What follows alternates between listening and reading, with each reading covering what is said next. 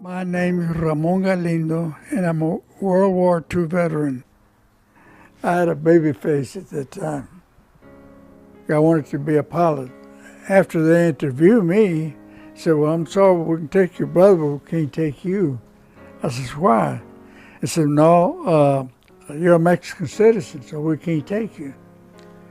And I said, "Well, you got my big brother." He said, "Yeah, but he's not in the Air Corps. And the reason you can't get into the Air Corps is because we have a secret weapon. So instead of putting me in the Air Corps, they put me to shoot the airplanes down.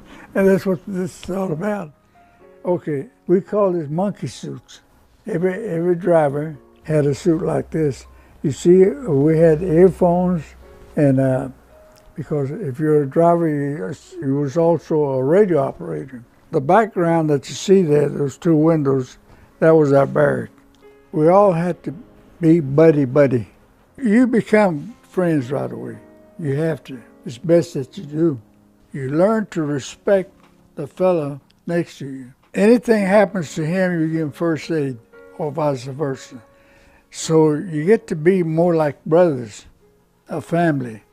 Right here, if you notice, we used to see in the magazines that the airplanes had different pictures of different women. So I decided to go ahead and do what they was doing in the Air Corps. So I painted that, and everybody liked that painting.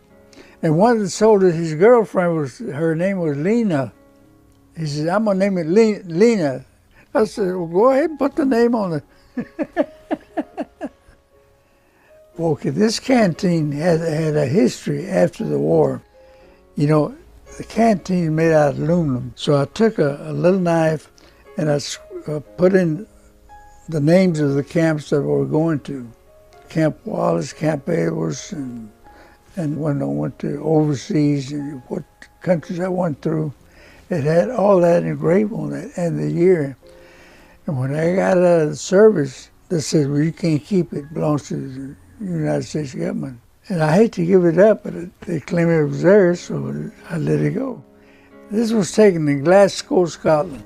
I was invited by a Scottish. He was wearing his skirt. But this one, he told me, he said, "Let's go over here, we'll get one and put it on you." I wore that for a day. But this uniform is heavy. It is actually heavy. Now, this is on May the early part of the May 1945.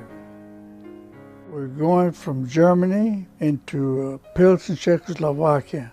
But before we turn around and come back, Germans were still fighting. They were shooting at us, and that little hole is shrapnel. My finger, I'm pointing at the glass there. It hit the water tank, hit the radiator, and at that time, we didn't hear more firing.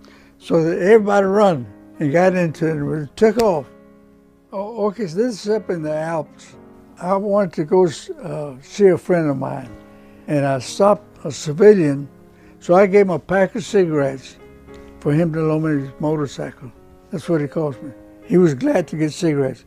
Listen, you could buy just about anything with cigarettes. And I got lost coming back. I had to walk. I spent a full night out there walking in Pilsen. We were all coming back home from Germany. And we stopped at Camp La Havre, I believe it was.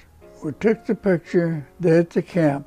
We was glad we got out of the war alive and not wounded. And we were happy that we come back home. We're just hoping that we'll get on the boat and get on back to the United States. And that's a beautiful feeling there.